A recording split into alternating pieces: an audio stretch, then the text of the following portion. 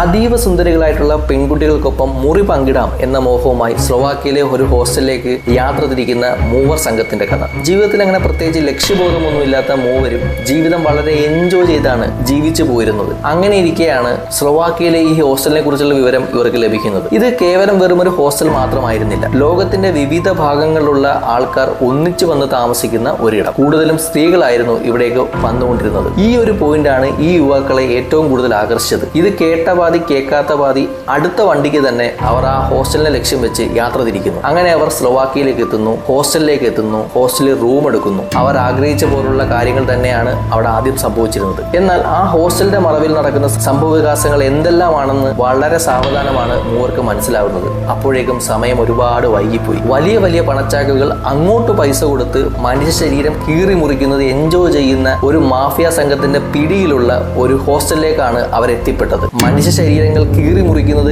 Enjoy ചെയ്യുന്ന ഒരു കൂട്ടം സാഡിസ്റ്റുകൾ നടത്തുന്ന ഒരു ഹോസ്റ്റൽ. പിന്നീട് അവിടെ നിന്നും രക്ഷപ്പെടാൻ ശ്രമിക്കുന്ന യുവാക്കളുടെ കഥയാണ് ചിത്രം സംസാരിക്കുന്നത്. 2005 ഹൊറർ കാറ്റഗറിയിൽ പുറത്തിറങ്ങിയിട്ടുള്ള സിനിമയാണ് ഹോസ്റ്റൽ. വയലൻസിന്റെ അതിപ്രസരമാണ് സിനിമ മുഴുവൻ. ഈ സിനിമ ഞാൻ കാണാനുള്ള പ്രധാനപ്പെട്ട കാരണം ഒരു പേരാണ്, സാക്ഷാൽ ക്വെന്റൻ ടൊറന്റീനോ. ടൊറന്റീനോ ആണ് ഇതിന്റെ എക്സിക്യൂട്ടീവ് പ്രൊഡ്യൂസറായിട്ട് വന്നിട്ടുള്ളത്. ആ ഒരു പേര് കാരണമാണ് ഈ ഒരു സിനിമ കാണാൻ ഞാൻ തയ്യാറായത്. ഒരുപക്ഷെ അതുകൊണ്ടാവണം അദ്ദേഹത്തിന്റെ ഒരു മൂവി മേക്കിംഗ് സ്റ്റൈലൊക്കെ അവിടെ ഇവിടെ ആയിട്ട് സിനിമയിൽ എനിക്ക് കാണാനും സാധിച്ചു. 2005 ഇറങ്ങിയ ഹോസ്റ്റലിന്റെ ആദ്യ ഭാഗം കൊമേഴ്ഷ്യലി വലിയ സക്സസ് ആയിരുന്നു. ആ ചിത്രം ഒരു ഹ്യൂജ് സക്സസ് ആയതിനു ശേഷം 2007 ഇതിന്റെ രണ്ടാം ഭാഗം ഇറങ്ങുന്നു, 2011 ഇതിന്റെ മൂന്നാം ഭാഗം ഇറങ്ങുന്നു. അങ്ങനെ മൊത്തം 3 സീരീസുകളാണ് ഹോസ്റ്റൽ എന്ന പേരിൽ പുറത്തിറങ്ങിയിട്ടുള്ളത്. സാധാരണ വയലൻസ് സിനിമയൊക്കെ തരക്കില്ലാതെ ഞാൻ കണ്ടിരിക്കാറുണ്ട്. പക്ഷേ ഈ സിനിമയിലെ ടുവേർഡ്സ് ക്ലൈമാക്സ് വരുമ്പോൾ ഒരു പോർഷൻ ഉണ്ട്.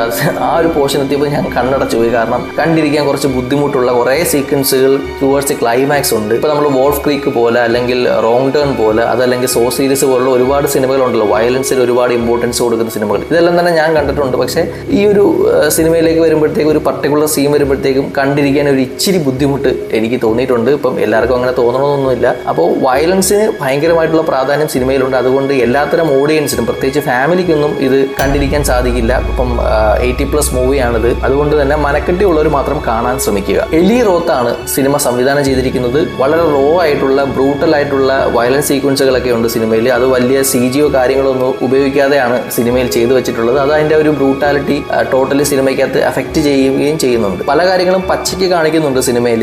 ഈ സിനിമയിലാകെ ടെൻഷൻ ക്രിയേറ്റ് ചെയ്യാൻ വേണ്ടിയിട്ട് ബാക്ക്ഗ്രൗണ്ട് സ്കോർ നല്ല രീതിയിൽ സിനിമയെ ഹെൽപ്പ് ചെയ്തിട്ടുണ്ട്. ബോക്സ് ഓഫീസിൽ ഈ ചിത്രം വലിയൊരു ഹിറ്റായിരുന്നു. 4.8 ബില്യൺ രൂപ മുടക്കിയാണ് ഈ സിനിമ നിർമ്മിച്ചതെങ്കിൽ 81 മില്യൺ ആണ് ഈ സിനിമ ബോക്സ് ഓഫീസിൽ നിന്ന് കളക്ട് ചെയ്തത്. അതുകൊണ്ടാണ് ഇവർ ഇതിന്റെ രണ്ടാം ഭാഗവും മൂന്നാം ഭാഗവും ഇറക്കാൻ തയ്യാറായത്. വയലൻസ് സിനിമകൾ ഇഷ്ടമുള്ള ഒരാളാണ് നിങ്ങളെന്നുണ്ടെങ്കിൽ, അല്ലെങ്കിൽ ഹൊറർ കാറ്റഗറിയിലുള്ള സിനിമകൾ ഇഷ്ടമുള്ള ഒരാളാണ് നിങ്ങളെന്നുണ്ടെങ്കിൽ നിങ്ങൾക്ക് തീർച്ചയായിട്ടും കണ്ടു നോക്കാവുന്ന ഒരു സിനിമ തന്നെയാണ് ഹോസ്റ്റൽ. അപ്പോൾ മറ്റൊരു സിനിമയുടെ വിശേഷങ്ങളുമായി അബ്സല്യൂട്ട് സിനിമ വീണ്ടും എത്തുമ്പോഴേക്കും this is me Roy signing off. You are watching absolute cinema.